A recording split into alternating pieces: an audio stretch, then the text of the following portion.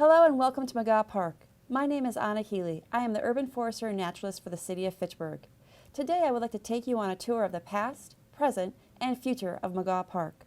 To start, I would like to give you some history of this piece of property and how it became McGaw Park. If you look back at the land surveyor notes from the Public Land Survey of Wisconsin from 1833, the land surveyors observed the land as gently rolling with prairie grasses, indigo, and rosin. 6-inch and 15-inch bur oak trees were used as witness trees for this survey. The species present at this time tell us the area was probably quite dry and burned frequently. Almost 150 years later, in the 1970s, the then town of Fitchburg was using Greenfield Park as a community park. Greenfield Park was not large enough to serve this purpose. So in 1973, the town purchased the Sam McGaw property to be developed into a community park. The aerial photos used for the land appraisal when the property was purchased indicate the area was open farmland with some scattered oak trees. Since that time, the City of Fitchburg has done an excellent job developing recreational facilities in the park, such as a shelter, softball diamonds, tennis courts, soccer fields, a lacrosse field, and the pickleball courts. McGaw Park is the largest park in the City of Fitchburg. While many of the scattered oak trees remain, the city has put fewer resources into managing the wooded area of the park. Today, we're going to take a closer look at the wooded area of McGaw Park. I would like to share with you the trees, shrubs, and plants that are currently growing in the park.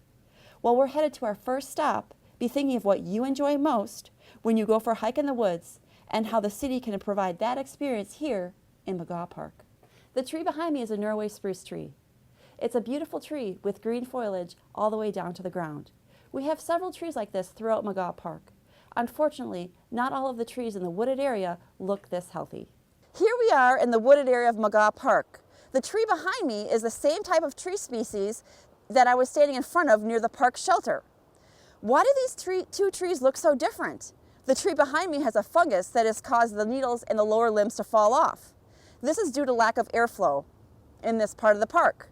The culprit, invasive shrubs such as buckthorn, which we have right here. These invasive shrubs take up all the growing space under our large trees and prevent air from moving around under these trees. This causes the fungus to get established and to kill the pine needles and lower limbs of some of these larger trees. When you think about what you enjoy when you go hiking in the woods, most people enjoy seeing healthy trees. The city would like to manage this area to retain our healthy trees and remove these invasive shrubs. So you might ask, what is the city doing?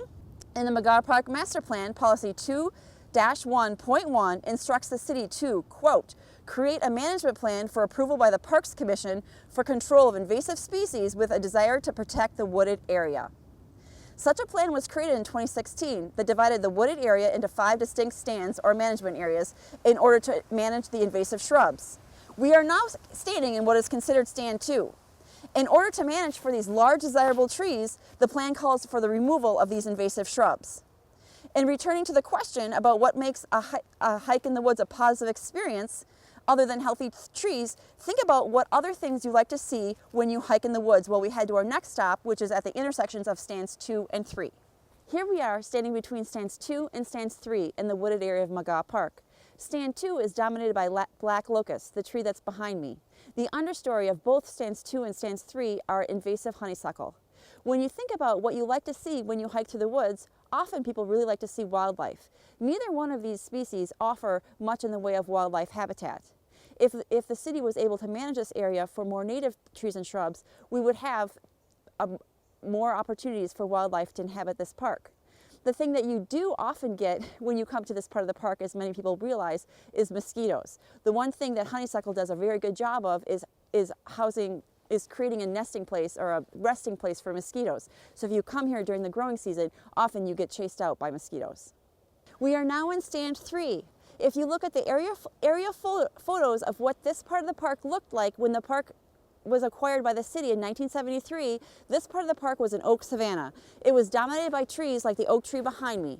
Unfortunately, we are losing those oak trees. The one behind me has died in the last probably 5 to 6 years. The reason for that is because of the competition with invasive shrubs, such as the buckthorn and the honeysuckle that is surrounding this area, because they're blocking the airflow and they're also out-competing everything else in this area.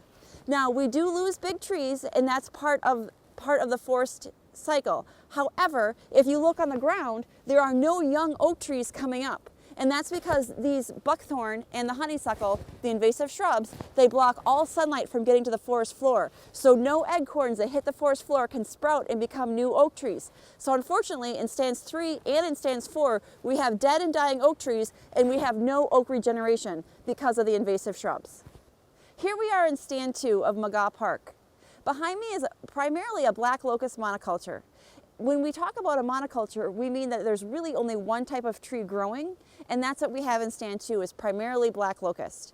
And what does that mean? That means we don't really have the opportunity for other native trees to get established. We also don't have the habitat for wildlife that we would prefer to have in this park. Here we are in stand 1. You can see the contrast of what the area looks like when the invasive shrubs have been cleared out. We also have the opportunity to plant some trees. This past spring, volunteers planted this little bur oak tree to replace some of the ones that have been lost to the invasive shrubs. We also have had the opportunity to replant some native species in this part of the park, such as big bluestem. You might ask why we really care about these native trees and plants. If you look at the aerial photos of what was here when this area was acquired by the city, it was primarily plants like this big bluestem and trees like that bur oak tree. What we're getting from them as we move forward is the deep roots of big bluestem. Big bluestem has roots that are probably 2 to 3 feet deep. We're getting stormwater infiltration. We're also getting carbon locked in from the air into the soil by the roots of this plant. So we're getting ecosystem services from these native plants, trees and plants that we're not getting from the invasive shrubs in the rest of the park. When we start clearing out the invasive honeysuckle and buckthorn shrubs, we end up finding desirable trees like the oak trees behind me. Once we remove the competition from the invasive shrubs, these trees then can thrive. They provide wildlife habitat. They also provide habitat for species that will eat mosquitoes and ticks, and also they create an enhanced user experience because they are healthy trees that are more interesting to look at. Thank you for coming to McGaw Park. We really appreciate your time and attention on this tour. We encourage you to come out and take a look at the different stands in the park. You'll find in stand 1, we have healthy trees. In stand 2, 3, and 4, we have a lot of invasive shrubs. If you'd like to look at the contrast, please come on out and enjoy your time.